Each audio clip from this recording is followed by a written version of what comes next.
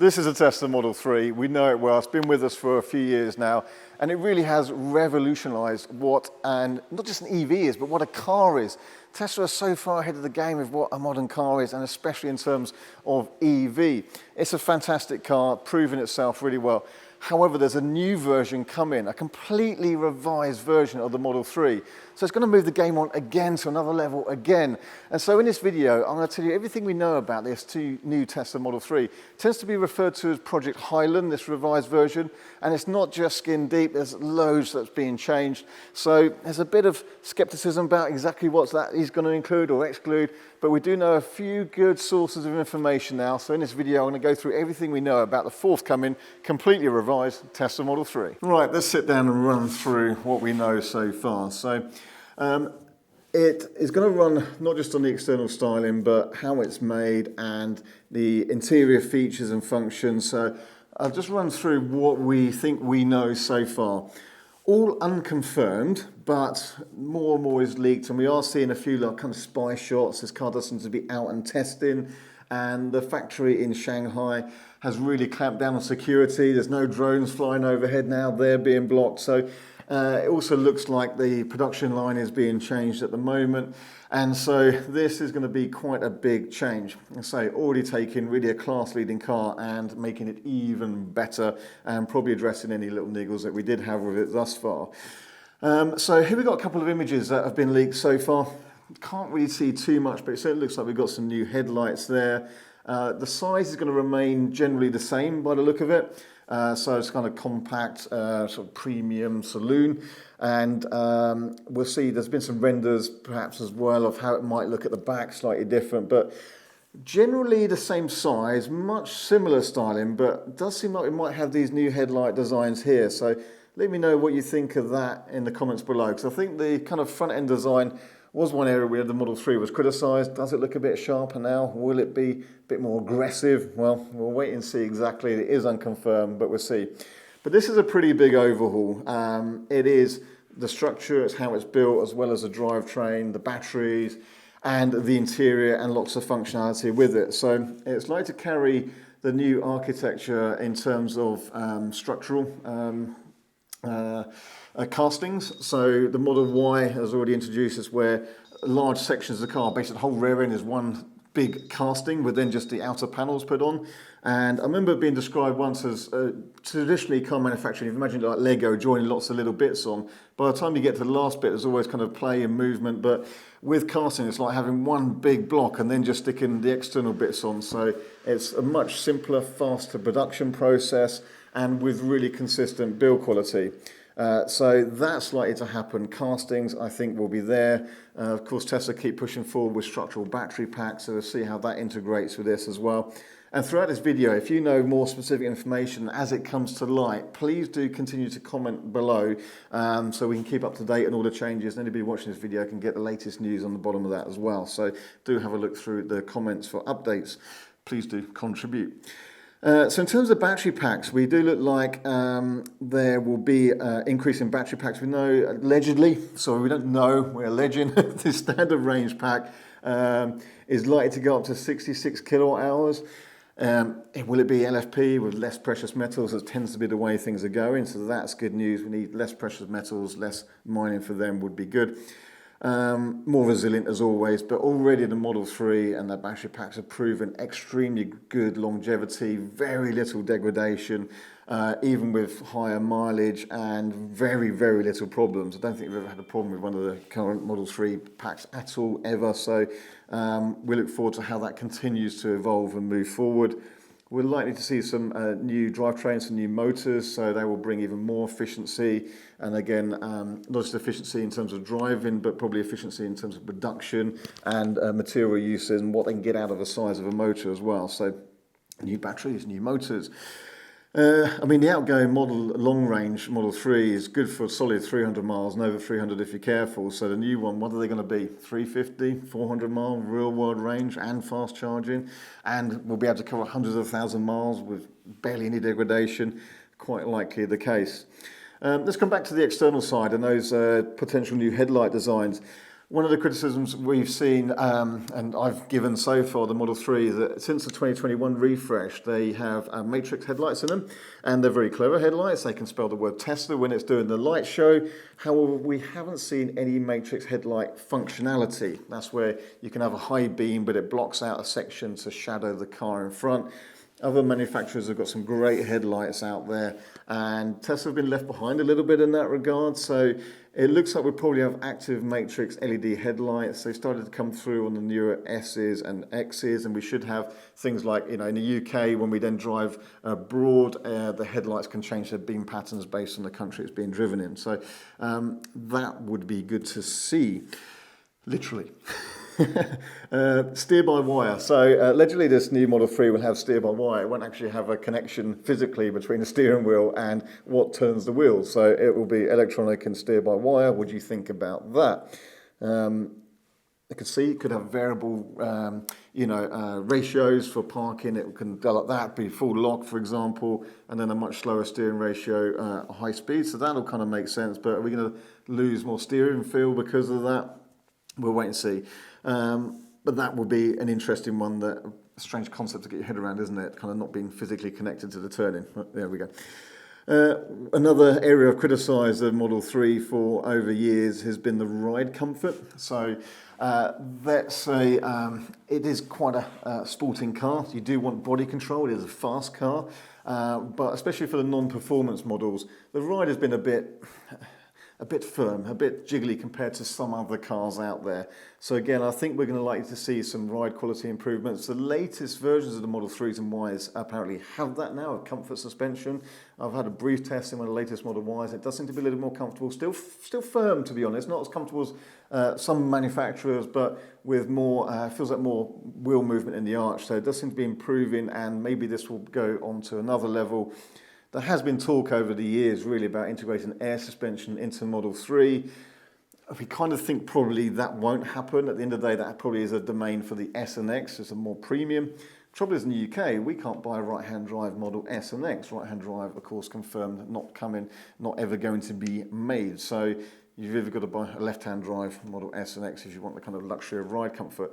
It would be good to see air, because what Tesla are doing, and as they're building up data using autopilot, they can log bumps in a road, and then the damping and the air suspension can adapt as you come up to the bump to be soft and absorb the bump, and then it can firm up again on some corners. So that kind of technology, will it remain just for the S and X, or will that filter through to the 3 and the Y as well? It would be interesting to see. Adjustable damping would be, I think, a nice thing to have as well. So there's a couple of things we be good to see some improvements on there, and are likely to be addressed by Tesla. They are pretty good at that. But let's come on to the interiors, where we will see some changes. The Model 3 interior, especially after the refreshed 2021 models, I think is great. They're just slightly revised center console and the chargers. I mean, it's a great cabin as it is. I like it, but there's going to be some more improvements, and I think that's likely to take some cues from the latest versions we've seen of the Tesla Model S and X, where we just got integration of some more materials in the cabin. Will there be a yoke wheel option? Well, there could be, potentially, I guess. We'll wait and see on that. Would you choose a yoke wheel or a round wheel? You do have the choice for the S and X at the moment.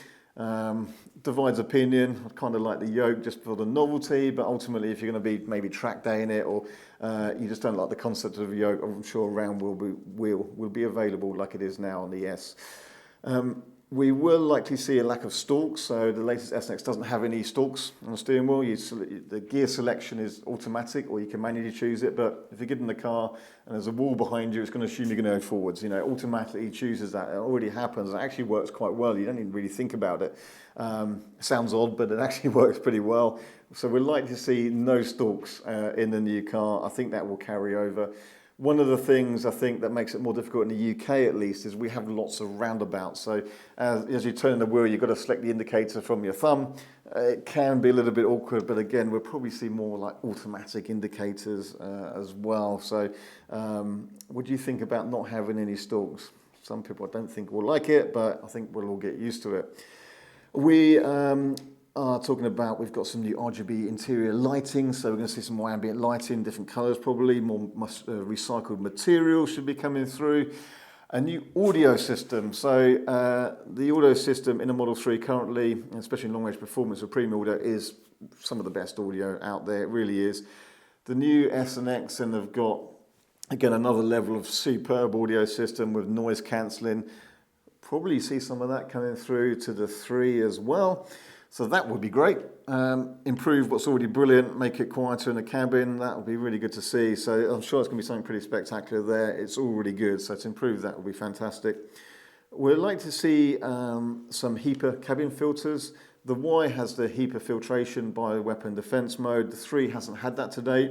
I don't think there's quite as much room under the front to kind of fit everything in, but I'm sure they're working on that. So we might well see that as an option or coming through on the Model 3.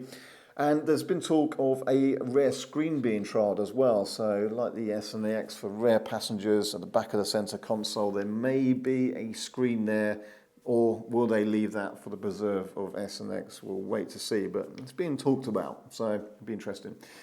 New seats, I think that would be good. The current seats are pretty good, but I have to say, I find there's a bit of a lack of sort of bolsters, especially if you're driving like a performance model on a track. You do kind of slide out the seat, but I think some more bolsters, more support would be good, and actually an extending seat base I think would be nice. I find the seat base a little bit short in the current Model 3s.